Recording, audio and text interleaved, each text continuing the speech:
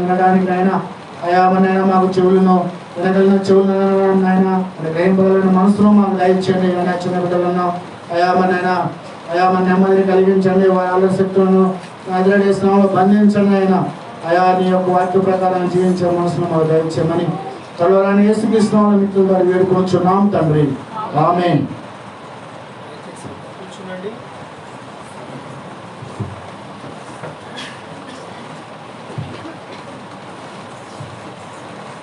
ఈరోజు మనం తీతు పత్రికని ధ్యానం చేయబోతా ఉన్నాం.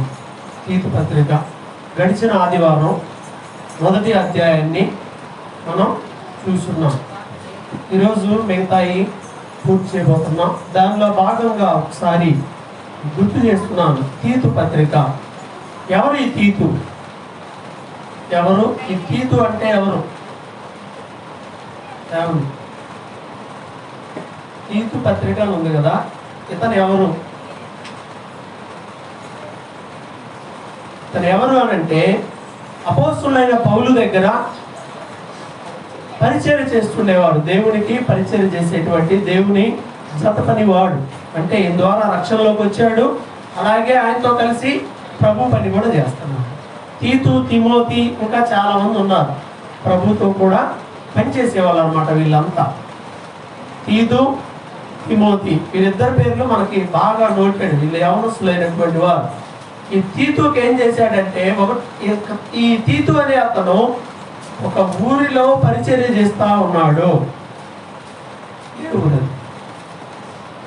తీతు ఎక్కడ సంఘాన్ని నడిపిస్తున్నాడు?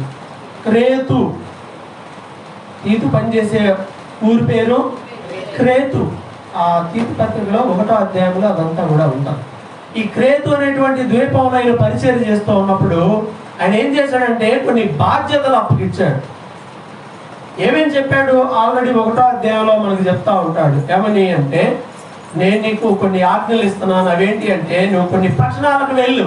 కొన్ని పట్టణాలకు వెళ్ళి సంఘంలో పెద్దలను నియమించు. కొన్ని పట్టణాల్లో సంఘాల్లో పెద్దలను నియమించాలి అని చెప్పేసి మొదటి పని లోపాలు ఏవైతే ఉన్నాయో సంఘంలో అవన్నీ కూడా సరి చేయబడాలి అని ఆయన ద్వారా చెప్పాడు. మనం ఏం చేయాలంటే గుర్తుపెట్టుకోవాలి. సంఘం ఏం చేయాలి? లోపాలని సరి చేసుకోవాలి. సంఘం అంటే ఎవరు? మనమే. సంఘం అంటే ఎవరో కాదు, మనమే. నేనేమంటాను, మా సంఘం అండి ఎవరన్నా అన్నారు అనుకో, మా సంఘానికి ఏమి చాలా మంచిదని నేను అంటాను. ఇంకొకరు ఎవరన్నా వచ్చారనుకో, వాళ్ళకి నచ్చకపోవచ్చు. మీ పద్ధతి నచ్చకపోవచ్చు, మీ ప్రవర్తన నచ్చకపోవచ్చు, నీ విధానాలు నచ్చకపోవచ్చు, నీ ప్రార్థన నచ్చకపోవచ్చు, నీ పాట నచ్చకపోవచ్చు, ఏమైనా నచ్చకపోవచ్చు. మనిషికి ఒకవేళ తేడాలు ఉంటాయేమో, కానీ దేవుడి దగ్గర తేడాలు అయితే ఏ ఉండవు. దేవుడు అందుకే చూస్తుంటాడు మనల్ని. మన సంఘం ఎలా ఉండాలి అంటే లోపం లేనిదిగా ఉండాలి సంఘం. అంటే మనమే, ఎవరో కాదు ఇక్కడ, మనమే దేవుడి దృష్టిలో యథార్థంగా ఉండాలి. దేవుడి దగ్గర లోపం లేని వారిగా మనం ఉండాలి. మన ప్రయత్నం అంతా అదే. దేవుడు ఏం చేస్తున్నాడు అంటే, ఈ సార్వత్రిక సంఘాన్ని వాక్యం అనే ఉదక స్నానం చేత శుభ్రం చేస్తున్నాడు. వధువు సంఘాన్ని రెడీ చేస్తున్నాడు. ఏ మచ్చ, ఏ లోపము ఏమీ లేకుండా ఉండడానికి రెడీ చేస్తున్నాడు. లోపం ఉండకూడదు, సరి చేసుకోవాలి. గద్దించినప్పుడు అలిగి వెళ్ళిపోవటం కాదు. నన్ను ఇచ్చారులే, ఇంకేముందో అందరిలో అన్నాడు, అది కూడా అనే అందరిలో అనాలి. ఈ అమ్మాయి బైబిల్ చదవట్లేదని అందరిలో అనాలా? పర్సనల్గా అనొచ్చుగా, అందరిలో అన్నాడే. ఏదో పిలిచి చెప్పొచ్చుగా, వాక్యం ద్వారా గద్దించాడే. ఈ మధ్య ఈ బ్యాచ్ ఎక్కువైపోతుంది కదా. వాక్యంతో మాట్లాడితే మాట్లాడేది మంచిదే, నా గురించే దేవుడు మాట్లాడి సరి చేసుకోవాలని పక్కన పడేసి ఫీల్ అయిపోతా ఉన్నాం. అలా ఉండకూడదు. సరి చేసుకోవాలి. మనం సరి చేయబడాలి. అలా మనం పరిశీలన చేసుకోవాలి. దేవుడు పరిశీలన చేసినప్పుడు మనలో లోపాలు వచ్చినప్పుడు వాటిని సరి చేసుకోవాలి. ఈ తీతును పంపించాడు. సంఘంలో లోపాలు ఉన్నాయి, సరి చేసుకొని రా, దిద్దేరా అని. దానిలో భాగంగా ఏం చెప్పాడంటే, ప్రతి పట్టణంలో పెద్దలను నియమించు. చర్చిలు అనే ప్రాంతాల్లో ఉన్నాయి కదా, ఇంతమంది సేవకులు లేరు. ఇప్పట్లో లైన్కి గల్లీకి సేవకులు లేరు. అందువల్ల ఊర్లో ఇంకొక కొత్త వాళ్ళని అపాయింట్ చేయమని చెప్పాడు. వాళ్ళని నియమించాడు. నియమించేటప్పుడు ఏం చేశాడంటే, ఎవరైతే పెద్దగా ఉండాలి అనుకున్నారో వాళ్ళకు కొన్ని రూల్స్ అండ్ రెగ్యులేషన్స్ పెట్టారు. పెద్దగా ఎవరైనా ఉండాలి అని అంటే, సంఘంలో పరిచర్య చేయాలి అంటే, నేను సేవకు వస్తున్నానండి అని అంటే వస్తున్నాగా ఇంకా రాయి అని ఎగేసుకొని రమ్మంటాం కాదు.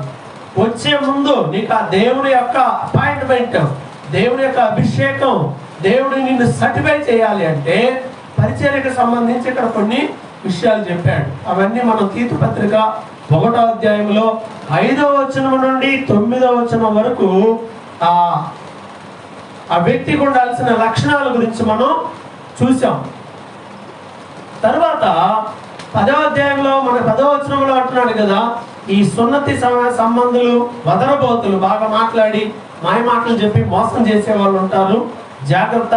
వాళ్ళు చెప్పకూడదు ఎన్ని చెప్పి ఏబడితే చెప్పి ఏం చేస్తున్నారట, కుటుంబాలను పాడు చేస్తున్నారు, సంఘాన్ని పాడు చేస్తా ఉన్నారు అని చెప్పి చెప్తున్నారు. ఏం చెప్తున్నారు వీళ్ళు? వాళ్ళు వెళ్ళి రక్షణ పొందిన వాళ్ళ దగ్గరికి వెళ్ళి, నువ్వు రక్షణ పొందావు సరిపోలా, ఏం చేయాలి, పాత నిబంధనలో ఉన్న ఆచారాలు కూడా మీరు పాటించాలి అంటున్నాడు. అసలు సాధ్యమా? పాత నిబంధనలో ఏ ఆచారాలైనా పాటించడానికి కుదురుతా? కొంతమంది ఏం చేస్తారంటే కొన్ని పట్టుకొని అవి పాటిస్తూ ఉంటారు. 1, 2 చేస్తే సరిపోదు, మొత్తం చేయాలి, చేసామాట.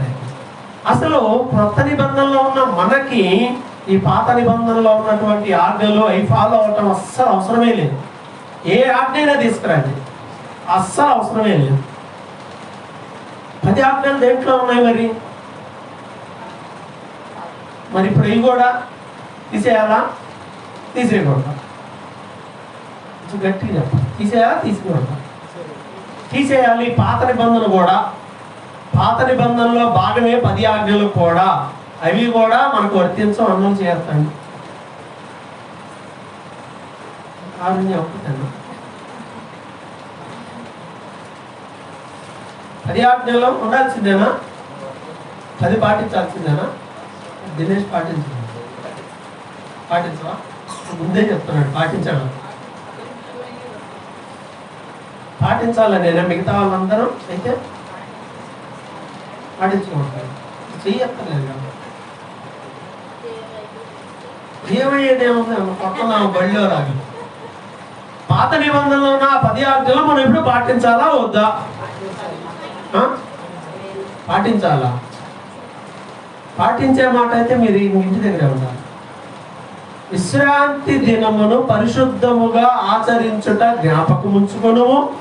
ఆ దినం నువ్వు అన్నం వండకూడదు, మీ గేదెలకు గడ్డి ఆ దినం వేయకూడదు, వాటికి ఆ రోజు తాపించకూడదు కుడితి. నీవే కాదు, నీ దగ్గర పనిచేసే వాళ్ళు కూడా పని చేయకూడదు, అన్నం కూడా వండకూడదు, నిప్పు కూడా పుట్టించకూడదు. అది ఒక భాగమే, 10 ఆజ్ఞల్లో భాగమే. మరి మోడిఫికేషన్ చేసినప్పుడు అది ఎందుకు? ఇది పాతది, అది కొత్తది. ఆదివారమే కాదు, మనం చేసే మైనస్ ఏంటంటే విశ్రాంతి దినం. అది విశ్రాంతి దినం ఏ రోజు? మరి అప్పట్లోనే, అందుకే అసలు అది పూర్తిగా తీసేసాడు. అసలు కాదు, మనం విశ్రాంతి దినాన్ని ఆచరించట్లా, పరిశుద్ధ దినాన్ని ఆరాధన చేస్తాం. ఇది విశ్రాంతి దినం కాదు, విశ్రాంతి దినం కాదు. మనం ఆరాధించేది ప్రభు దినం, పునరుద్ధరణ దినం. ఈ 2 గంటలో 3 గంటలో 4 గంటలో ఒక్కో చర్చ ఒక్క రకంగా జరిగింది, అయిపోయింది, వెళ్ళిపోవటమే. విశ్రాంతి దినం అలా కాదు, అసలు డే మొత్తం ఆచరించాలి, రోజంతా ఆచరించాలి. మనం అది నేను ఆరాధిస్తానంటే శనివారమే, శనివారమే. అది నేను ఆరాధించాలనుకుంటే శనివారమే. అందుకే ఒక బ్యాచ్ ఉంది, 7th డే. వాళ్ళు ఏమంటారంటే, పాత నిబంధనలో 10 ఆజ్ఞలు నువ్వు ఎవరో తీసేయడానికి విశ్రాంతి దినాన్ని ఆచరించాలా లేదా అని. కానీ అవునవునవును అని అంటారు. అరవకుండా శనివారం ప్రార్థనకు రండి అంటున్నారు. శనివారమే ప్రార్థన పెడతారు, శనివారమే అన్నీ చేసేది. అది తీసుకుంటారు. కానీ మరి మిగతాయి చెప్పాడు, విశ్రాంతి దినం ఎవరైనా ఆచరించాలంటే దాన్ని ఎలా ఆచరించాలో పాత నిబంధనలో. మరి అది మొత్తం ఆచరిస్తానికి కుదురుద్దా? కుదరదు. అందువల్ల దేవుడు అందుకే క్లియర్గా మొత్తం ఎత్తేసాడు, అసలు ఏం లేదు. అవన్నీ ఎత్తేసి క్రొత్త నిబంధనలో చాలా ఆజ్ఞలు ఇచ్చాడు. 10 కాదు, చాలా ఇచ్చాడు. పాత నిబంధనలో ఉన్న మంచివి క్రొత్త నిబంధనకి సూట్ అయ్యే విధంగా అన్నింటినీ అప్డేట్ చేసి ఆయన కొన్ని ఆజ్ఞలు ఇచ్చాడు. క్రొత్త నిబంధనలోకి వచ్చే వాటికి పాత నిబంధనలు ఏమి పోలేదు, కానీ వాటిని అప్డేట్ చేసి సరిచేసి క్రొత్త నిబంధనకు తగిన విధంగా ఏర్పాటు చేశాడు. అప్పుడు విగ్రహారాధన చేయొద్దన్నాడు, ఇప్పుడు చేయొద్దని అంటున్నాడు. అప్పుడు తల్లిదండ్రులు చూడమనే చెప్పాడు, ఇప్పుడేం దండమని చెప్పాలి, చూడమనే చెప్పాడు. ఓకేనా? ఇంకంతా గీత రాత మనం చేయగలిగింది ఏది ఎత్తాలి. అప్పుడైనా నరహత్య చేయొద్దన్నాడు, ఇప్పుడైనా నరహత్య చేయొద్దన్నాడు. అప్పుడు పొడిస్తేనే పాపం అన్నాడు, ఇప్పుడు వ్యక్తిని బాధించే విధంగా మాట్లాడితే, ఆ వ్యక్తిని ద్వేషిస్తే అది కూడా నరహత్యతో సమానం అంటున్నాడు. ద్వేషం పెట్టుకున్నాం అనుకో, అది నరహత్యతో సమానం అంటున్నాడు. సో ఈ రీతిగా ఎన్నో క్రొత్త నిబంధనలలో దేవుడు ఎన్నో ఆజ్ఞలను మనకు రాయించి పెట్టాడు. కాబట్టి మనం ఏం చేయాలి అంటే, ఈ పాత నిబంధన సంబంధమైన ఎన్ని తెచ్చి మన మీద ఎవడన్నా రుద్దితే జాగ్రత్తగా ఉండాలి. ఇదిగో బైబిల్లో ఉంది అని చూపించగానే అమ్మమ్మ ఉందిగా ఇది చేయాలిగా, మీ పాస్టర్ గారికి ఏం తెలుసు అనగా, నిజమే మా పాస్టర్ గారికి ఏం తెలుసు, ఏం తెలియదు, చిన్నవాడు కదా, అనుభవం లేదు కదా, అస్సలు తెలియదు, మీరు చెప్పింది కరెక్ట్ అని గొర్రెలు పోయినట్టు పోతా ఉంటారు. కాబట్టి రైట్ చెప్తా ఉంటుంటే ఏమో నేను వచ్చినప్పటి నుండి మొత్తుకుంటూనే ఉన్నా. ఎవరు కూడా ఈరోజు చాలా మంది పాస్టర్స్ ఉన్నారు. పాస్టర్స్ గ్రూప్లో నేను పెట్టాను కొన్ని మధ్య, ఎందుకండి కొత్త ట్యాక్స్ చర్చి ట్యాక్స్ ఎందుకని అంత హైప్ చేస్తా ఉన్నారు? మనం గురి పెట్టాల్సింది గుండెని, అంతేగాని ఈ గుండె మందు ఉన్న ఈ జేబులు కాదండి అని చెప్పారు. ఏంటి ఇలా అన్నారు? ఈయనేంటి ఏమిటి దాని అర్థం ఏంటి అని అంటే, కేవలం 10వ భాగాలు ఇవ్వండి అని డబ్బుల మీద పెట్టిన కాన్సన్ట్రేషను అమ్మాయి ఎలా ఉందో, వారి కుటుంబం ఎలా ఉందో, వాళ్ళ ప్రార్థనలో ఎలా ఉంటున్నారో, వాళ్ళకు జరుగుతుందో లేదో, వాళ్ళ విశ్వాస జీవితంలో ఎలా ఎదుగుతున్నారో, రక్షణ పొందారా లేదా, వీటి మీద పక్కన పెట్టేసి ఎంత సంపాదిస్తున్నాడు మీ ఆయన, నెలకు ఎట్ట కాదనుకున్నావు 10,000 వస్తున్నాయిగా, మరి నువ్వు 1000 రూపాయలన్న దేవుని సరే తెస్తున్నావా, నెలని ఇస్తున్నావా, ఏమవ్వకపోతే నీకు శాపమే అనగానే ఇంటికి పోయి ఆయన దగ్గర పోయి, అయ్యా నువ్వు సంపాదించిన దాంట్లో దేవుని భాగం దేవునికి ఇవ్వాలి, లేకపోతే శాపం వచ్చింది అయ్యా అనగానే, ఏంది వాడు పెట్టే శాపం, నువ్వు పెట్టే శాపం, నేను ఇయ్యను అంటాను. ఏం చేస్తున్నావు అనా కదా, ఆయనకి ఇష్టమైతే ఇస్తాడు, కానీ అట్లా పడితే అట్లా అయితే సరిపోయిద్దా, కుదరదు కదా. కాబట్టి మనం ఏం చేయాలంటే, కొత్త నిబంధనలు అలాంటి ఆప్షన్స్ ఏమీ లేవు. నాకు 100 రూపాయలు వచ్చినాయి కాబట్టి నేను 10 రూపాయలు తీసి పక్కన పెట్టి జాగ్రత్తగా దేవునికి ఇవ్వాలి. ఆ రోజులు ఎప్పుడో పోయినాయి. కొత్త నిబంధన ఏం చెప్తుంది? స్వచ్ఛందంగా సంతోషంతో ఇచ్చేవారిని దేవుడు ప్రేమిస్తాడు. నీకెంత ఇవ్వాలనిపిస్తే అంత ఇవ్వు, అంతే. నాకు 20వ భాగం ఇవ్వాలని అనిపించింది అనుకో, ఇవ్వు. కొలతే చిల్లర ఏడ తెచ్చుకొని ఇవ్వడం ఎందుకు? ఈ లెక్కలు, ఈ కొలతలన్నీ. నీ హృదయం దేవునికి ఇచ్చావు, నీ జీవితాన్ని నువ్వు దేవునికి ఇచ్చావు, నిన్ను దేవునికి సమర్పించుకున్నావు. ఆ తర్వాత ఇవి ఇవన్నీ అవసరంలా. ఈ కొలతలు లేవు, కొత్త నిబంధనలు ఎక్కడ. అందుకే దేవుడు ఎవరిని శపించట్లా. అందరు 10వ భాగాలు ఇస్తున్నారా? మరి శాపాలు వస్తున్నాయా? ఎందుకని? ఇది నియమం కాదు కాబట్టి దానికి శాపం లేదు, అది ఆజ్ఞ కాదు కాబట్టి దానికి శాపం లేదు. ఇంత చెప్పామనుకో, పాస్టర్లు ఊరుకుంటారా? ప్రశాంతంగా హ్యాపీగా పోయేదాన్ని మాట ఎందుకేమో పట్టబడతావు అన్నట్టు మాట్లాడతారు. కానీ బైబిల్ చెబుతుంది అది కాదు. అందుకే కొంతమంది పాత నిబంధనలు ఆచారాలు తెచ్చి సున్నతి పొందాలి, ఆచారాలు అవి చేయాలి, ఇవి చేయాలి, ఈ పండుగలు ఆ పండుగలు ఇవన్నీ తెచ్చిపెడితే మనల్ని నిజమేగా చేయాలిగా. ఏం చేసేది? ఇవన్నీ చేసుకుంటా పోతే ఏం సరిపోదు. అందువల్ల అవి కాదు, క్రొత్త నిబంధనకి మనము బద్ధులమై ఉన్నాము, వాటి ప్రకారం ఉండాలి. ఈ తినే వాటి దగ్గర, తినని వాటి దగ్గర కూడా ఈ తీతు పత్రిక 1వ అధ్యాయంలోనే అన్నాడు కదా, ఈ తినకూడదు అవి తినకూడదు. 15వ వచనంలో ఇవి తినకూడదు అవి తినకూడదు అని చెప్పే వాళ్ళు కూడా ఉంటారు. వాళ్ళ మనస్సాక్షి అపవిత్రం అయిపోయింది కాబట్టి అన్ని అపవిత్రమైంది, అంతే. నీ మనస్సే ఇక్కడ ముఖ్యమైనది. ఏంటి? తినాలా వద్దని డిసైడ్ చేసేది ఏంటి? మనస్సాక్షి. ప్రశాంతంగా ఉందనుకో, నీ మనస్సాక్షి ప్రశాంతంగా ఉంది.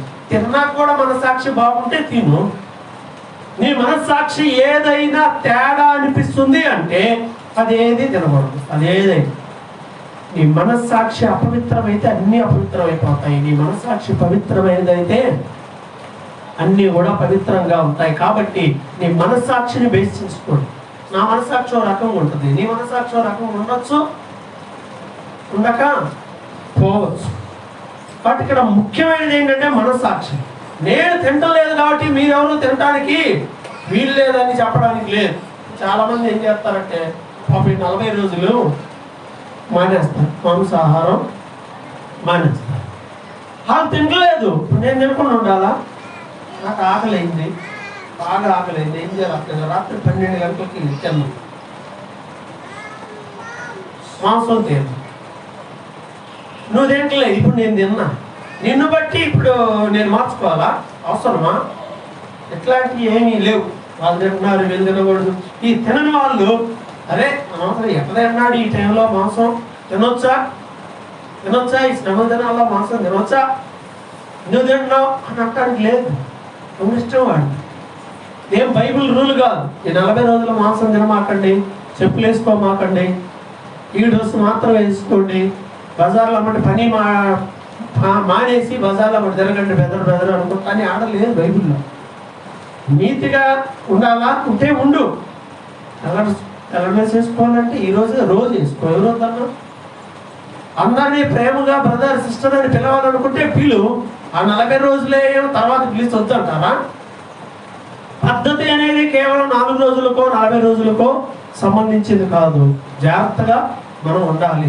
కాబట్టి ఇలాంటి ఆచారాలు ఏం పాటించకుండా సత్కార్యాలు కలిగి ఉండండి అంటాడు. తీతు పత్రిక 1వ అధ్యాయం చివరి వచనం అంటాడు, సత్కార్యములు అంటే మంచి పనులు. మంచి పనులు. నీ పనులేంటి? మంచి పనులు ఏమైనా చేస్తున్నావా? అండి, మంచి పనులు ఏమైనా చేస్తున్నారా? ఆలోచన చేయండి. చాలా ఏళ్ళు, దాదాపు 15 ఏళ్ళ క్రితం అనుకుంటా సార్ ఒక అతను అడిగాడు, ఏం చేయాలండి, నాకు ఏం చేయాలంటే మంచి పనులు చేయ్యా. ఏదో వచ్చింది నోటికి, మంచి పనులు చేయాలి. ఏం చేయమంటారో చెప్పండి ఆ మంచి పనులు అన్నారు.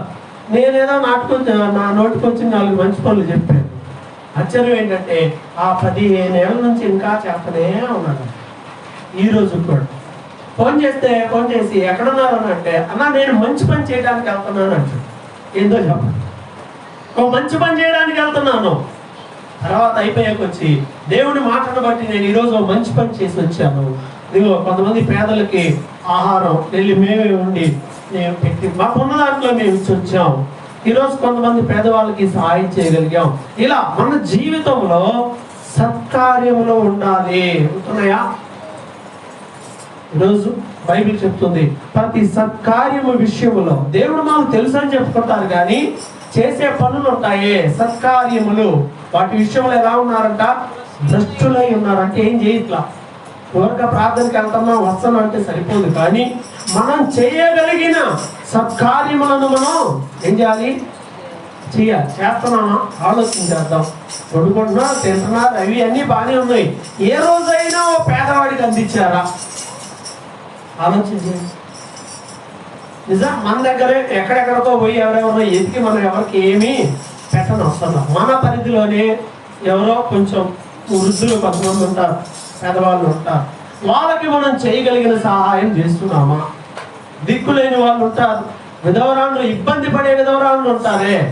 అందరు విధవరాళ్ళు లెక్కలో చేర్చొద్దని బైబిల్ చెప్తుంది. విధవరాళ్ళు అయినంత మాత్రాన వాళ్ళకి లెక్క కాదు, దానికి కొన్ని ఉన్నాయి.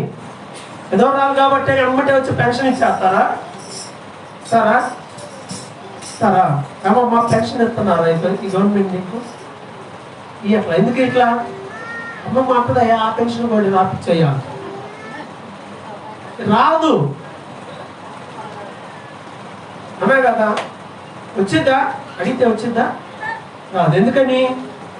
ఆల్రెడీ నీకు పెన్షన్ వస్తుంది, నీకు ప్రభుత్వం నుంచి ఒక పథకం వస్తుందా? ఇది రాదు. అంతే కదా? 2 కావాలంటే వస్తాయా? రావు. ఎందుకని? నువ్వు విధవరాలు అయినప్పటికీ నీకు ఆల్రెడీ ఒకటి వస్తుంది కాబట్టి మేము వీలేకపోతున్నాము అని. అలాగే దేవుడి దృష్టిలో కూడా విధవరాలకు కూడా కొన్ని లక్షణాలు పెట్టి ఇవన్నీ ఉండాలి అని చెప్పాడు. ఇబ్బందిగా ఉన్నప్పుడు ఎవరికైనా సాయం చేయాలి, అది వేరే విషయం. మంచి కార్యాలు ఉండాలి. మంచి కార్యాలు. ఎవరికి ఏ విధమైన సహాయం ఎప్పుడు చేసి ఉండవు, ఎవరికి ఓ చొక్కా తీసుకొని ఉండవు, ఎవరికి ఓ పాత చీర కూడా ఇచ్చి ఉండవు. పెద్ద విశ్వాసిని అని చెప్పుకుంటే ప్రయోజనం ఏంటి చెప్పండి? అవునా కదా? అవునా కదా? చెయ్యాలి, మనం తప్పకుండా చెయ్యాలి. ప్రాబ్లం ఏంటంటే ఇప్పుడు ఆ పేదోళ్ళు మనకు కనపడట్లా కదా? కనపడుతున్నారా? కనపడట్లా. ఇప్పుడు ఏం చేయాలి? కనపడట్లా. ఇప్పుడు ఏం చేయాలి? మన పరిధిలో ఎవరైతే ఉంటారో, మన పరిధిలో ఎవరైతే ఉన్నారో వాళ్ళకి మనం అలాంటివి చేస్తున్నాం. కొంచెం దాటితే ఆ రోడ్డు మీద మనం కనపడతా ఉంటాం. మనం వాళ్ళకి చేయగలిగినవి చేస్తూ ఉండాలి. మంచి కార్యాలను మనం చేస్తూ ముందుకెళ్ళాలి. రైట్, ముందుకు వెళ్ళిపోదాం. 2వ అధ్యాయం 3వ అధ్యాయం ఇప్పుడు మనం చూడబోతా ఉన్నాం. జాగ్రత్త చూడండి. ప్రశ్నల్లో మీరు ఆల్రెడీ చదివి ఉన్నారు కాబట్టి ప్రశ్నలో జవాబు. లివింగ్స్టన్ కూర్చో మాయ్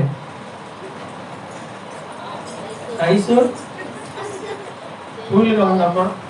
2వ అధ్యాయం 3వ అధ్యాయం ఇప్పుడు మనం చూడబోతున్నాం. జాగ్రత్తగా వినండి. ప్రశ్నల్లో జవాబులు. ఇప్పుడు ప్రశ్నలో జవాబులు.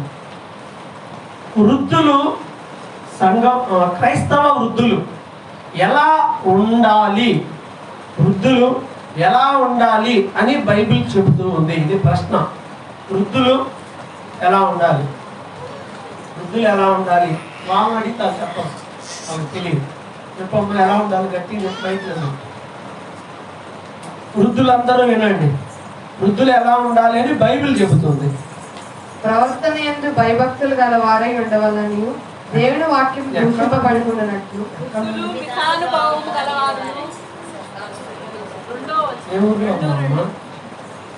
రెండో అధ్యాయం తీతు పత్రిక 2వ అధ్యాయము. ఎలాగనగా అంటే మితానుభవం గలవారును మితమైన అనుభవం కలిగి ఉండాలి. మామూలుగా వృద్ధులకు అనుభవం ఎంత ఉంటుంది? ఎంతగా ఉంటుందా? ఎక్కువ ఉంటుంది. అందుకంటే తగ్గించుకోవాలి. అనుభవం ఎక్కువైతే ఏమైందో తెలుసా? అనుభవం ఎక్కువైపోయి ఎవడో వస్తాడు, తలుపు కొడతాడు, ఓ లెటర్ ఇచ్చి వెళ్ళిపోతాడు పోస్ట్ మ్యాన్. వీళ్ళు అనుభవం ఎక్కువ ఉన్నారు కదా, వాళ్ళు ఎక్కడో మొన్న కూర్చొని ఉంటుంటారు. ఎవరో వెళ్ళి తలుపు తీసుకొని వస్తారు. ఏంటమ్మా ఎవరు వచ్చారు అని అంటే, వచ్చే లెటర్ ఇచ్చి వెళ్ళాడులే అని అంటే, లెటర్ ఎవరు ఇస్తారు? పోస్ట్ మ్యాన్ ఇస్తాడు. ఎవడు వచ్చాడు? ఇప్పుడు ఎందుకు వచ్చాడంట అయినా? తర్వాత రావద్దా? ఉన్నప్పుడు రాదు, నలుగురు ఉన్నప్పుడు రావద్దా? అయినా నువ్వెందుకు తీసుకున్నావు? వయసు పిల్లవి నువ్వెందుకు తీసుకున్నావు? నాకు చెప్తే నేను పోయి తీసుకొచ్చేదాన్నే కదా, నాకు చెప్తే నేను చేసేవాడినే కదా. వీళ్ళకి ఏంటంటే అనుభవం మరీ ఓవర్ అయిపోయి అన్ని అనుమానాలే. దాదాపు వృద్ధాప్యంలో ఈ అనుభవాన్ని బేస్ చేసుకుని ముందు అంతా కీడే ఆలోచిస్తారు, మీరు ఆలోచించారు. ఎందుకని? బేస్ ఏంటి అంటే నెగిటివ్ థింకింగే. ఎందుకంటే ఈ దాటి వచ్చాం కదా. చాలా మంది ఎక్కడైనా రాత్రి కదా ఏంది ఇంకా ఫోన్లు మాట్లాడుతున్నావు, ఎవరితో మాట్లాడుతున్నావు, పడుకో పెద్దలాడే అలా అవసరమే మాట్లాడుతున్నా కానీ మాట్లాడుతున్నావు. ఏంది ఈ టైంలో బయట తిరుగుతున్నావు? టైం ఎంత అయింది? 9, 9:30 అయి ఉంటుంది. ఏంది ఈ టైంలో బయట తిరుగుతున్నావు? ఆటకు అసలు ఈ టైంలో బయట తిరగవచ్చా? అరే నీ భార్యకి భయం చెప్పు. అసలు భయమే లేకుండా పోతుంది ఈ అమ్మాయికి, తిరుగుతుంది బయట. టైం ఎంత? 9, 9:30. కనీసం అంటే ఇలాంటి శాడిస్ట్ సైకోలు ఉంటారు అన్నమాట కుటుంబాలు. శాడిస్ట్ సైకోలు. పెద్దలు చెప్పినాక వినాలి, తప్పేం లేదు. రాత్రులు ఎందుకమ్మా బయట తిరగటం, లేకపోతే ఇది ఎందుకు కొన్ని చెప్తా ఉంటారు. చెప్పినప్పుడు అమ్మా నాన్న చెప్పినా, అత్త మామ చెప్పినా, ఇంకొకరు ఏ వృద్ధులు చెప్పినా వినాలి. వినకూడదని నేను చెప్పడం అలా వినాలి. చెప్పేవాళ్ళు ఏం చెప్పాలి? నీ అనుభవాన్ని రంగరించి చెప్పకూడదు. అన్ని మా అనుభవం మేము సేవ చూసాములే, ఇది వాళ్ళకి టార్చర్ పెట్టేలా చూసాం అనుకో, ఏం జరిగింది? జైలు వేస్తారు తీసుకెళ్ళి. ఆ జైలు కాదు, ఇంట్లోనే జైలు ఏర్పాటు చేస్తారు. రగిలిపోతే చివరికి అదే పిల్లిని కూడా లోపల తలిపేసి కొడితే ఏమవుతుందంట? అవుతుంది. ఏదో ఒక రోజు పిల్లిలాగే చెయ్యాలి అని పిల్లల్ని చేసి భయపెట్టి బెదిరిస్తే ఈ పిల్లలు మొత్తం ఏదో రోజు పిల్లలు అయిపోతాయి. చీల్చేస్తారు. కాబట్టి వృద్ధాప్యంలో ఉన్న వాళ్ళు మనం చేయాల్సింది ఏంటి అంటే, వృద్ధాప్యం మీన్స్ సీనియర్స్ ఎవరైనా వాళ్ళకి మనం ఏం చెప్పాలంటే వాళ్ళకి అర్థమయ్యేలా చెప్పాలి, వాళ్ళని మోటివేట్ చేసేలా చెప్పాలి. అంతే, పాజిటివ్గా ఉండాలి. అది పట్ల పాజిటివ్గా ఉండాలి, నెగిటివ్ ఉండకూడదు. నెగిటివ్గా ఎక్కువ మంది నెగిటివ్గానే ఉంటారు. అత్త ఎప్పుడు నెగిటివ్ కదా నా కదా, నెగిటివ్గానే చెప్తా ఉంటుంది. మా అత్త ఏందో ఎంత శుభ్రం చేసినా నచ్చట్లా, ఎన్నిసార్లు తుడిచినా ఎన్నిసార్లు ఊడ్చినా ఎంత కడిగినా ఏమి చేసినా వచ్చి ఏమంటది, ఏంది మా ఇది అని. అప్పుడు ఏమవుతారు వీళ్ళు, ఏ ఫీలింగ్ లోకి వెళ్ళిపోతారు, నెగిటివ్ లోకి వెళ్ళిపోతారు. ఎంత చెప్పినా ఇంతేనండి, వేస్ట్ అండి, వాడు వేస్ట్ అండి, వేస్ట్ అండి, ఈ రకంగా వేస్ట్ వేస్ట్ వేస్ట్ అనుకుంటే వాళ్ళకు ఎంత చేసినా దీనికి ఏమి ఉండదు, ఎంత చేసినా వీడికి ఏమి ఉండదు, అసలు నేను చేయను, నాకు ఇంతే వచ్చు, నేను చేయను, ఏం చేస్తాం. సమస్యల కారణం ఏంటి అంటే నెగిటివ్ థింకింగ్, నెగిటివ్గా ఆలోచించి చేయడం. కాబట్టి అలా కాదు, అనుభవం ఉండాలి, అనుభవాన్ని ఉపయోగించి ఇంట్లో వాళ్ళకి చెప్పాలి, పాజిటివ్గా చెప్పాలి, వాళ్ళకి అర్థమయ్యేలా చెప్పాలి, వాళ్ళకి అర్థమయ్యేలా చెయ్యాలి. అంతేగాని మన అనుభవం మొత్తాన్ని ఉపయోగించాలని ఏదో చేయకూడదు. అందుకే మితానుభవము, ఒక మినిమం ఎక్స్పీరియన్స్ అనేది ఉంటుంది. మాన్యులుగా ఉండాలి, మామూలు గౌరవంగా అంటూ ఉంటాం. మాన్యులు అంటే ఎదిగినా కానీ తగ్గించుకొని ఉండేటువంటి వారిని, గొప్ప వారిని కూడా మనం మాన్యులుగా పిలుస్తూ ఉంటాం. అలాంటి బుద్ధి కలిగి ఉండాలి. తర్వాత స్వస్థ బుద్ధి. బుద్ధి ఏం బుద్ధి అయి ఉండాలి, ఏం బుద్ధి, స్వస్థ బుద్ధి ఉండాలి. అంటే ఏంటి, స్వస్థ బుద్ధి లేకపోవటం ఏంటి అంటే బుద్ధి మంచిది కాదు. రోగం వస్తే, బుద్ధికి రోగం వచ్చింది అనుకో, దీని బుద్ధే మంచిది కాదురా, వాడి బుద్ధే మంచిది కాదురా అని అంట. అందుకే ఈ బుద్ధికి ఏం చేయాలంట, ఈ రోగం వచ్చిన బుద్ధికి ఏం కలగాలి, స్వస్థత కలగాలి. అంటే ఇంగ్లీష్లో రాయబడిన మాట ఏంటి అని అంటే గుడ్ అని ఉంటుంది. గుడ్, స్వస్థ బుద్ధి అంటే మంచి బుద్ధి అని. ఈ బుద్ధికి రోగం ఉండకూడదు, ఈ బుద్ధికి వంకర ఉండకూడదు, మంచి బుద్ధి కలిగినటువంటి వాళ్ళై ఉండాలి. వయసు వచ్చింది కదా, అనుభవం వచ్చింది కదా అని చెప్పి మన బుద్ధి వంకరగా ఆలోచన చేయడం, వంకరగా ఇంకో రకంగా ఉండకూడదు, మంచిగా ఉండాలి, పాజిటివ్గా ఉండాలి. నెక్స్ట్, విశ్వాసము, ప్రేమ, సహనములో ఈ పెరిగినాయి కదా అని తగ్గించుకుంటే కుదరదు. వయసు పెరిగే కొద్దిగా ఏం తగ్గుద్ది, విశ్వాసం తగ్గుద్ది, సహనం తగ్గుద్ది, ప్రేమ తగ్గిద్ది. అంతే బైబిల్ చెబుతుంది. అది సాధారణంగా ఏజ్ పెరిగే కొద్దిగా సహనం తగ్గిపోతుంది. గిద్ద తగ్గదా, అంత ఓపిక ఎవరు చెప్పలేరు. ఒకసారి రెండు సార్లు మీరు కూడా పెద్దవాళ్ళు చెప్తున్నప్పుడు ఒక్కసారి రెండు సార్లు చెప్పినప్పుడు వినాలి, పొద్దుగులు చెప్పించకూడదు. ఒకసారి చెప్తారు, కానీ ఇప్పుడున్న జనరేషన్కి ఒకసారి చెబితే సరిపోవట్లా. ఇది మాట అంటే ఒకసారి చెబితే సరిపోవడం వల్ల వాళ్ళకేమో రెండు మూడు సార్లు చెప్పే ఓపిక సహనం ఉండదు. మరి ఏంటి పరిస్థితి, ఏజ్ పెరిగే కొద్దిగా కొన్ని లక్షణాలు శరీరంలో కనిపిస్తూ ఉంటాయి, తగ్గుతూ ఉంటుంది. సహనం కూడా తగ్గుద్ది, ఓపిక తగ్గుతుంది, ఆలోచన మందగిస్తూ ఉంటుంది, అవునా కదా. ఇప్పుడు ఏం చేయాలి, మనం అర్థం చేసుకోవాలి.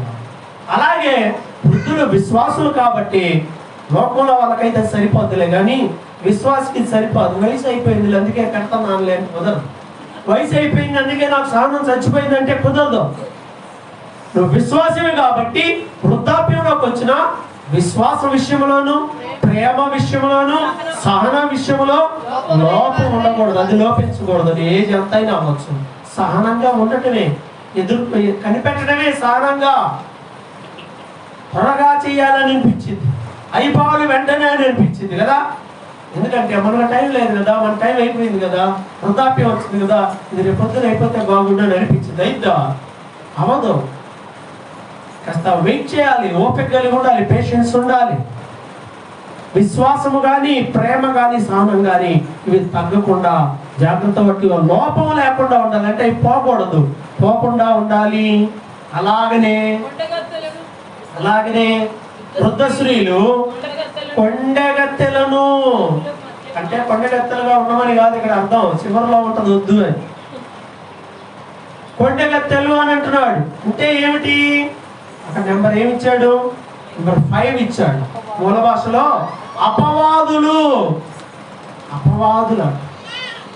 అపవాదములు మోపే వాళ్ళు ఏమంటారు, అపవాది అంటారు. అది పని ఏంటో తెలుసా, దేవుడి దగ్గరికి వెళ్ళి కూర్చోబెట్టి, ఏందయ్యా ఏమో పరలోకం ఇస్తావా, ఈ అమ్మాయికి అసలు ప్రార్థన వచ్చా, నేను పరలోకం తీసుకెళ్తావు, ఏం చేశాడు ఆయన? ఈ రకంగా మన మీద అపవాదాలన్నీ కూడా మోపేవాడిని అపవాది అంటాం. అపవాదములు మన మీద మోపువాడు అపవాది. వృద్ధాప్యంలో ఉన్న వీళ్ళని ఏమని చెప్తున్నాడంటే, మీరు కొండగత్తెలుగా ఉండొద్దు, అపవాదకులుగా ఉండొద్దు. ఈ సైతాన్లాగా అక్కడ ఇక్కడ ఇక్కడ ఎక్కడ చెప్పే బ్యాచ్ ఉంటుంది, ఆ ఫీలింగ్స్ ఉంటాయి, వాటికి దూరంగా ఉండాలి అని బైబిల్ చెప్తాం. అపవాదములు అంటే అవతలకి వెళ్ళి ఏమో మంచి దినేష్ చాలా మార్పించాం, ఇప్పుడు అక్కడే వాడు ఇప్పుడే తయారైపోయాడు. అవునవును, ఫస్ట్లో అయితే సైడ్ ఇట్లా ఉండేది, ఇప్పుడు ఏమైపోయింది? పొద్దున్నే వచ్చి టైంకి వచ్చి ప్రాంతం అన్నీ ఉండేది, ఇప్పుడు ఏమైపోయింది? పెద్దయింది, పెరిగింది కదా, ఉద్యోగాలు వచ్చినాయిగా మీకు, ఏమైపోయింది వీళ్ళకి? ఇంకా వచ్చింది ఇది అనగానే ఎన్నో. అసలు ఒక విషయం అందరూ గుర్తుపెట్టుకోండి, నేను నీ దగ్గరకు వచ్చి ఆమెను చెప్పాను అనుకో, ఈ అమ్మాయి ఊరుకుంటుందా? ఎవరికి చెప్పకుండా ఉంటుందా? ఏం చేసిద్ది? స్మైలీకి చెప్పింది. ఎవరికి చెప్పమాకు స్మైలీ, నాకు అన్నయ్య చెప్పాడు అని చెప్పి. స్మైలీ ఏం చేసిద్ది? మమ్మీ నా కాలేజీలో షైన్ ఎట్టు చెప్పింది, నువ్వు ఎవరికి చెప్పమాక. వాళ్ళ అమ్మ ఏం చేసిద్ది? చెప్పింది. ఎట్లా అంటే ఎవరికి చెప్పమాకు అని చెప్పింది. ఎవరికి చెప్పమాక, ఎవరికి తెలియదు, అందరికి తెలుసుకోవాలి కదా. మనకు ఆ సంగతి తెలియదు, మనం అనుకోం ఆ సంగతి, అవునా కదా? కాబట్టి జాగ్రత్తగా ఉండాలి. యాకోబు చెప్పాడు ఆల్రెడీ, జాగ్రత్తగా ఉండమని. దేని గురించి? జాగ్రత్తగా ఉండాలి. అపవాదకులుగా మనం ఉండొద్దు. అసలు మనకి ఎందుకు చెప్పండి అవసరమా? నేను ఎప్పుడు కూడా ఎవరి మీద వెళ్ళి ఎప్పటికీ చెడు చెప్పను. నాకు టైం సరిపోవట్లేదు, నాకు సరిపోవట్లేదు. మనకు అవసరమా ఇంకొకరి గురించి చెడు చెప్పుకోవటం అవసరం అంటావా? వాళ్ళు చెడ్డలు, వీళ్ళు చెడ్డలు, వాళ్ళు ఎట్లా ఉంటున్నారు, వాళ్ళు అట్లా ఉంటున్నారు, వాళ్ళు అలా ఇలా. ఇంత టైం ఉందా? టైం లేకపోతే చెప్పండి, మేము ఖాళీగా ఉన్నామండి, ఏం చేయాలి అర్థం కావట్లేదంటే చెప్పండి, ఏదో ఒక పని చెప్తా. తీసుకెళ్ళి తిరగటమే, ఎమ్మటి రావటమే, అబ్బడించటమే. ప్రియమైన వారులారా, అపవాదకులుగా మనం ఉండొద్దు. అది అపవాది లక్షణం. వృద్ధాప్యంలో జనరల్గా జరిగే అయ్యే. బయట కూర్చొని, నేను అందుకే ఈ ఇంటి బయట కూర్చున్న వాళ్ళందరి గురించి ఎప్పటి నుండి చెప్తున్నా, ఎప్పటి నుండో చెప్తా ఉన్నా. ప్రాబ్లం ఏంటి, ఎక్కడి నుండి వస్తుంది? ఇంట్లో ఉన్న వాళ్ళకి సమస్య ఏం లేదు, పనికి వెళ్ళే వాళ్ళ గురించి సమస్య ఏం లేదు, పని బాట ఏం లేకుండా అక్కడ కూర్చొని మాట్లాడుతూ ఉంటారే ఒక బ్యాచ్ ఎక్కడైనా ఉంటుంది. వాళ్ళే ప్రమాదం. అది పొయ్యి అది కట్టలు ఎప్పుడు ఉంటూనే ఉంటాయి, కాలుతూనే ఉంటాయి. ఎవడు పట్టుకుంటే ఆడు పెట్టుకోవచ్చు, ఆ పర్పస్ ఇప్పుడు కావాలంటే ఆడు పెట్టుకోవచ్చు. జాగ్రత్తగా ఉండాలి. నెక్స్ట్, వృద్ధాప్యంలో కొండలు చెప్పే బుద్ధి ఉంటుంది, అది దూరంగా ఉండాలి. మిగుల మద్యపానాసక్తులై ఉండక. ఎవరికి చెప్తున్నాడు ఇది? వృద్ధ స్త్రీలకు ఏం చెప్తున్నాడు? ఏం ఇంట్రెస్ట్ వద్దు అంటున్నాడు? ఆల్కహాల్ మీద ఇంట్రెస్ట్ వద్దు. తాగుతారా? ఇది తాగను. చాలా మంది ఉన్నారు. ఏంటి, నేను కొంతమందిని అడిగాను, కొంతమంది తెలుసు నాకు తాగే ఆడవాళ్ళు కూడా అడిగాను, ఏంటమ్మా ఎందుకు తాగుతున్నావు అంటే, తాగితే బాడీలో వేడి పెరిగి మత్తెక్కి హ్యాపీగా నిద్రపోతాం, అందుకే తాగుతున్నామండి. ఇక్కడ వేరే రీజన్ ఏమి లేదు. ఇక్కడ వేడి పెరగటం ఏంటంటే ఊళ్ళంతా చల్లబడిపోయి ఉంటుంది, ఏం చేయాలో అర్థం కాదు. టెన్షన్, ఒత్తిడి ఎక్కువైపోతే తాగితే ఏమైపోద్ది? ఒత్తిడి దిగిపోయి మత్తెక్కి నిద్రపోతాం. అందుకోసమే మేము తాగుతామండి. మరి తాగొచ్చా, తాగకూడదా?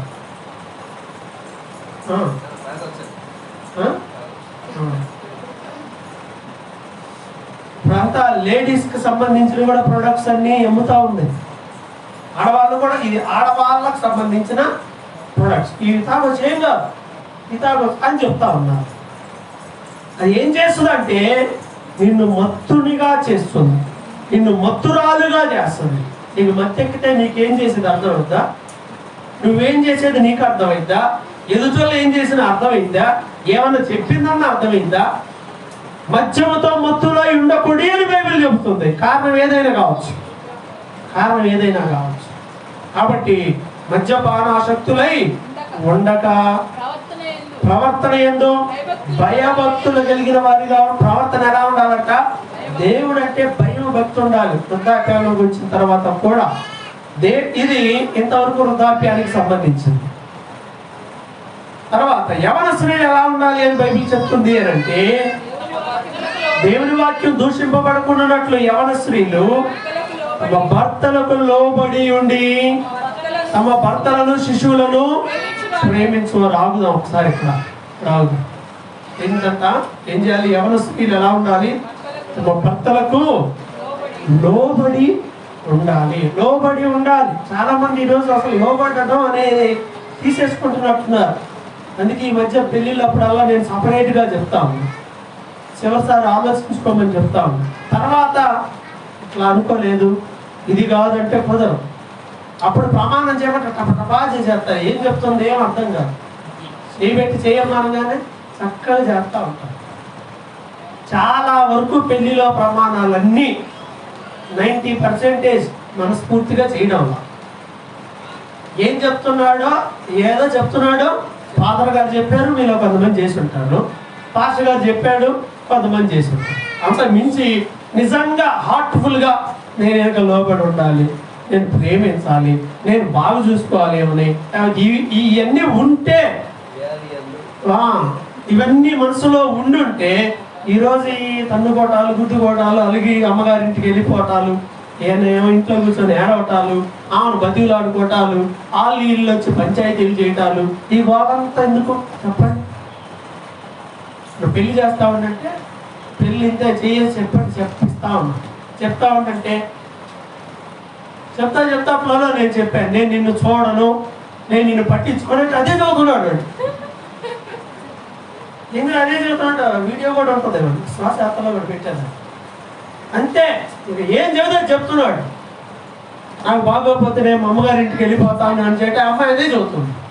నేను మా అమ్మగారింటికి వెళ్ళిపోతాను, నేను నిన్ను పట్టించుకొని కోపం వస్తే కొడతాను అంటే కోపం వస్తే కొడతాను అని చదువుతున్నాడు. అరే ఏంది, నేను చెప్పనని అంటున్నా, ఏదో అలా పోతా ఉంది. అలా పోతే ఏం ఉపయోగం ఏమి ఉండదు. ఎవరైనా ఇద్దరు ఇరుపక్షాలు నిబంధనకు లోబడి ఉండాలి. సో భార్యలకి బైబిల్ చెప్తున్న మాట ఏంటి? భర్తలకు. ఈ స్త్రీలు బాగా చదువుకున్నారు, కొంతమంది ఫెమినిస్టులు అనమాట, స్త్రీవాదు. భార్య ఎందుకు భర్తకు లోబడి ఉండాలి? భర్త భార్యకు లోబడి ఉండొచ్చుగా, ఉండకూడదా? ఎప్పుడు మేమే లోబడి ఉండాలా? అన్న ఈ మాటకి మేమే లోబడి ఉండాలా? మా మాటకి మీరు లోబడి ఉండకూడదా? ఎందుకు బైబిల్ స్త్రీలని పురుషులకు లోబడి ఉండమని చెబుతుంది? రీజన్ ఏంటి? ఎందుకు? కొంతమందికి ఆడవాళ్ళకి ఇది నచ్చట్లా, లోబడి ఉండమని చెప్తుంది, అందుకే లోబడి ఉన్నాం. లేకపోతేనా మన బలహీనతలను బట్టి, మన స్వభావాన్ని బట్టి, మన పరిస్థితిని బట్టి చెప్పాడే కానీ ఏదో ఆయన కింద చెప్పులాగా పడి ఉండమని ఏం చెప్పాలి. లోబడి ఉండంటే వాళ్ళు ఎలా ఉండాలో అలాగే చెప్పాల్సింది మనం చెప్పాడు. వాళ్ళు అలా ఉంటే నువ్వు ఇలా ఉండటమే. కానీ అంతేగాని ఏం చేసినా కానీ ఇంకా ఎట్లానే ఉండాలి దాని అర్థంగా కాదు. దాన్ని జాగ్రత్తగా మనం రిసీవ్ చేసుకోవాలి. ఏం చేయాలంట? భర్తలకు లోబడి ఉండాలి. లోబడుతున్నారా? ప్రార్థించే భర్త కన్నా లోబడుతుందా ఈరోజు భార్య? ఏమన్నంటే కొంతమందిలో దేమో ఇది పెరిగిపోయింది. పట్టాలుగా చెప్తావుగా, ఏమంటానికి లేదుగా, ఇదిగో పాటలు పడుతున్నావు, ఇదిగో ప్రార్థన చేస్తున్నావు, ఏడు మాటలు కూడా చెప్తున్నావు, ఏం నిలబడుతున్నావు, లేకపోతే నలుగురు చెప్తున్నావు, జాగ్రత్త.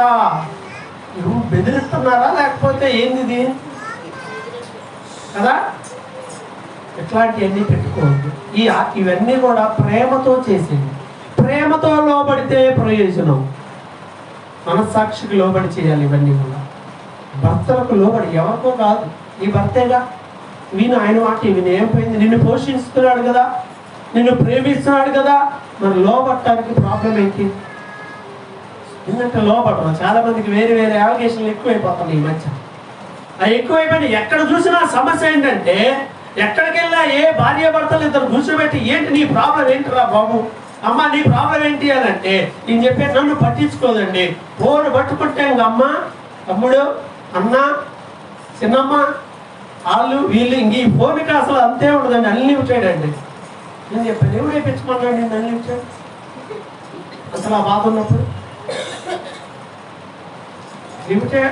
నేనేమి చేయొద్దని నేను చెప్పట్లా. స్వేచ్ఛ అనేది ఉంటుంది మనిషికి, ఏది ఎంత ఎవరితో ఎంతసేపు. ఇదే ఆన్లైన్ కాపురాలు ఒక్కటే. నేను ఎప్పుడు చెప్తుంటాను కదా, ఆ బాత్రూమ్ బెడ్రూమ్ తప్ప మిగతా అందరికి చదువుతూనే ఉన్నారు. ఏం కూర వండాడు అనగానే ఆయన ఏందో రాత్రి ఎప్పుడో వచ్చాడు, లేటుగా వచ్చాడు, కూరగాయలు ఏమో మర్చిపోయాడు. ఈయన దగ్గర కొట్లు ఉన్నా కానీ కొంతమంది బ్రిటిష్ వివరాలు ఉంటారు కథలో, ఆయనే తేవాలి, లేకపోతే ఎవరు తెచ్చినా తప్పేం లేదు. ఆయన తేలేదు కాబట్టి ఏదో మొత్తానికి టపటప ఉన్నది ఏదో చేసింది. ఏం కూర చేసేవాడికి ఏం లేదు, మొన్న పచ్చడి ఉంటే వేసుకొని తిన్నాం. అప్పుడే ఆ పూటే ఏం చేస్తామమ్మా అట్లా తొడిగిచ్చేసామమ్మా. ఏది ఒక పూట పచ్చడికే బాగా చేసినప్పుడు ఫోన్ చేసి అమ్మా ఈరోజు అబ్బో అల్లుడు గారు ఇరగేశారు అమ్మా, మామూలుగా తేలేదమ్మా, ఆర్డర్ పెట్టాడమ్మా, ఇది చేసి ఇది చెప్తారా? అంత చెడులు చెప్తారా? సరే చెప్పిన వాళ్ళు అవి పట్టించుకుంటారా? ఇప్పుడు కోసం తెస్తాడు. అక్కడికి రాగానేమో ఇట్లా, ఇక్కడికి రాగానేమో ఇట్లా. వీళ్ళిద్దరు బాగానే ఉంటారు. ప్రాబ్లం వీళ్ళిద్దరి దగ్గర ఏమి ఉండదు. ప్రాబ్లం ఏంటంటే ఎవరో మూడో వ్యక్తి అది ఎవరైనా జాగ్రత్తగా ఉండాలి. థర్డ్ పర్సన్ ఇన్వాల్వ్మెంట్ వల్ల ఈరోజు కుటుంబాన్ని పాడవుతున్నాయి. వాళ్ళ కన్నాలుగా వెంబె కన్నదగా నన్ను, మీ నాన్న కన్నాడుగా నన్ను, ఏంటి అసలు వీళ్ళంతా ఇలాంటివన్నీ పెట్టుకుంటే చేసేది ఏం లేదు, ఫెయిల్ అయిపోతుంది. జాగ్రత్తగా ఉండాలి, చాలా జాగ్రత్త. భర్తకు లోబడు అంతే, ఆయన దేవునికి లోబడతాడు. భర్త ఎలా ఉండాలో కూడా బైబిల్ చెప్తుంది. అయితే స్త్రీలు పురుషులకు లోబడి ప్రేమించాలి. ఎవరు ప్రేమించాలి? భర్తలను, శిశువులను ప్రేమించాలి. ఇది వాళ్ళకి చెప్పింది. ఇంకా ఎలా ఉండాలి? స్వస్థ బుద్ధి. ఇందాక ఆల్రెడీ వచ్చిందిగా, బుద్ధి ఎట్లా ఉండాలి? ఇంటి దగ్గర పని బాట ఏమి లేకుండా ఇది కూర్చొని ఏబడితే చేయమని కాదు, చక్కగా కుటుంబాన్ని కట్టుకునే పనులు చేయాలి. మంచి బుద్ధిని కలిగి ఉండాలి. తర్వాత పవిత్రంగా ఉండాలి. పవిత్రంగా ఉండాలి. ఇది ఎక్స్ప్లెయిన్ చేయడానికి పెద్ద ఇబ్బంది లేని కాబట్టి నేను అలా ముందుకు వెళ్ళిపోతున్నాను. తర్వాత ఇంట ఉండి పని చేసుకోవాలి. ఇప్పుడు ఇంట్లో ఉండి పని చేసుకోవాలని ఉందా లేదా? జాబ్ చేస్తావా? స్త్రీలు జాబ్ చేయొచ్చా? చేయొచ్చా?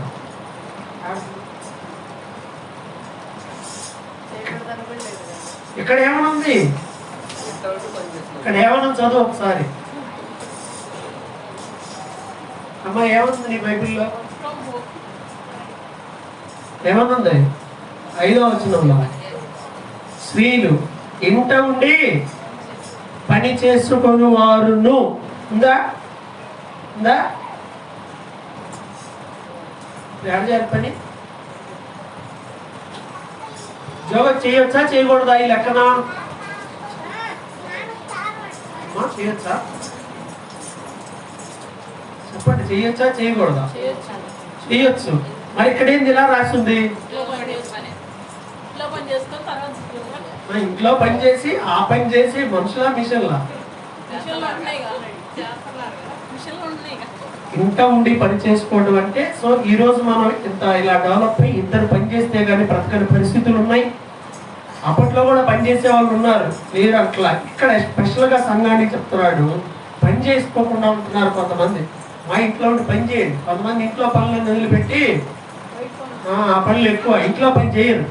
అందువల్ల ఇంట్లో పనులు చేసుకొని జాగ్రత్తగా చక్కబెట్టుకోమని, కానీ బయట ఏ ఉద్యోగం చేయొద్దని ఇక్కడ ఏమీ రాయబడాలి. దీన్ని బేస్ చేసుకొని ఇంట్లో ఉండి పని చేసుకోవాలి స్త్రీ అని అంటానికి ఏం లేదు. ఇంట్లో ఉండి చేయాల్సినవన్నీ కూడా చెయ్యాలి అని అర్థం. బయట జాబ్కి వెళ్ళేవాళ్ళు జాబ్ చేసుకోవచ్చు, ఇంట్లో పని చేసుకోవచ్చు. ఇంట్లో పని చేసే ఓపిక లేకపోతే మిషన్లో కొనుక్కోవచ్చు.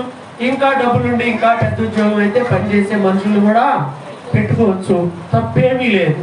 కానీ ఇంట్లో జరగాల్సిన పని మాత్రం జరగాలి. ఆ తర్వాత మంచి ఉపదేశము చేయువారినై ఉండవలెను. ఎవరు మంచి ఉపదేశం చేయాల్సింది? ఎవరు? స్త్రీలు. ఇంట్లో ఉండేటువంటి స్త్రీలు మంచి ఉపదేశం ఎవరికి చెప్తారు? ఉపదేశం ఎవరికి చెప్తారు? ఇంట్లో పిల్లలకి చెప్పే మంచి ఉపదేశం. తల్లి తన బిడ్డలకి ఫస్ట్ టీచర్ ఎవరు? తల్లి. తల్లి చెప్పకపోతే తండ్రి ఎవడో కూడా తెలుసుద్దా? అన్నా కదా, అందుకే చెబుతాను చిన్నప్పుడు రే మీ నాన్న అమ్మ మీ నానమ్మ అంటే అంతే కదా. దాన్ని పోయి చూపించి బొమ్మను చూపించి మీ నాన్న అని అంటే వాడికి ఏం తెలుసు? ఆ బొమ్మను కూడా నాన్ననే అంటారు. ఫస్ట్ టీచర్ ఎవరంటే మదర్. నువ్వు నేర్పించేదాన్ని బట్టే నీ పిల్లలు ఎదుగుతారు. మనం మన పిల్లలకి నేర్పించాలి. ఉపదేశం నువ్వే చేయాలి నీ పిల్లలకి. నీకు తెలియకపోతే ఏం చేస్తాం కదా, అవునా కదా? మనకు తెలియాలి. మనం మన పిల్లలకి మంచి ఉపదేశమును చేయవలసినటువంటి అవసరత ఎంతో ఉన్నది అనే విషయాన్ని మనం గుర్తించాలి. మంచి ఉపదేశం చేయాలి. ఎంతవరకు స్త్రీలకి. పురుషులను చెప్తా ఉన్నాడు చూడండి. పురుషులకి, యవనస్తులైన పురుషుల గురించి అటువలనే స్వస్థ బుద్ధి గలవారై ఉండవలనని తీతు 2:6. యవన పురుషులను హెచ్చరించము. ఈ బుద్ధి వాళ్ళకే కాదు, వృద్ధులకి చెప్పాడు స్వస్థ బుద్ధి కలిగి ఉండమని, స్త్రీలకు చెప్పాడు స్వస్థ బుద్ధి కలిగి ఉండమని, పురుషులకు కూడా చెప్తున్నాడు. ఏమని? బుద్ధి ఎలా ఉండాలంట? స్వస్థ బుద్ధి కలిగిన వారై ఉండాలి. బుద్ధి మంచిదై ఉండాలి, ఆలోచన మంచిదై ఉండాలి. కొంతమందికి బుద్ధి మంచిది కాదు.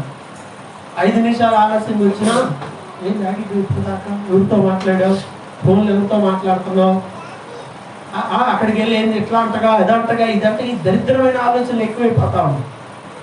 బుద్ధి స్వస్థ బుద్ధి కలిగినటువంటి వారుగా ఉండాలి. స్వస్థ బుద్ధి గల వారిగా ఉండాలి. అలాగే పరపక్షమందుండవాడు మనల్ని గురించి చెడు మాట ఏది చెప్పనరక సిగ్గుపడునట్లు అన్నిటి యందు నిన్ను నీవే సత్కార్యముల విషయమై మాదిరిగా కనపరుచుకొనుము. ఇది ఇక్కడ మరలా ఏమని చెప్తా ఉన్నాడు. చెప్పి ఏమని? ఎవడో కూడా అవతల ఉన్నాడు పాయింట్అవుట్ చేయకుండా ఉండేలా చూసుకోయింది. అంటే ఒక్క మాటలో చెప్పేశాడు. పరపక్షముల అవతల ఉన్నవాడు ఎవడో కూడా మనల్ని మాట్లాడటానికి వీలు లేని విధంగా నీవు జీవించాలి. ఇక అన్నీ ఉన్నాయి దాంట్లో. అలాగే ఉపదేశం గురించి చెప్తా 8వ వచనంలో ఈయనకు ఉపదేశం గురించి చెప్తున్నాడు. ఉపదేశం మోసం లేకుండా మాన్యముగా నిరాపేక్షమైన హితవాక్యం. అంటే ఎవడు అపేక్షించడానికి వీళ్ళే చెప్తే అలాగా నీ ఉపదేశం ఉండాలి అని చెప్పాడు. 9వ వచనాన్ని ఒకసారి చూద్దాం.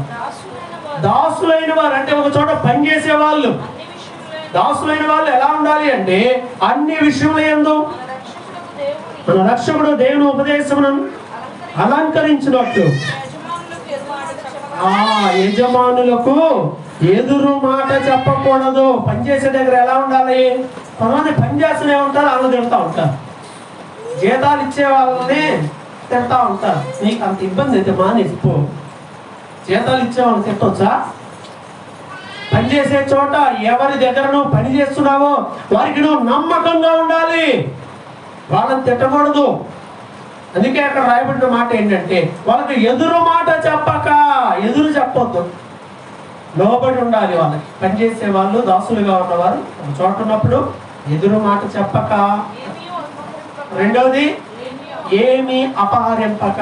పనిచేసే వాళ్ళు పనిచేసే చోట అపహరణ చేయొద్దు అని బైబిల్ చెప్తుంది. అపహరించడం వేరు, తీసుకోవడం వేరు. పని చేస్తా ఉన్నాం, స్కూల్లో పని చేస్తూ ఉంటాం.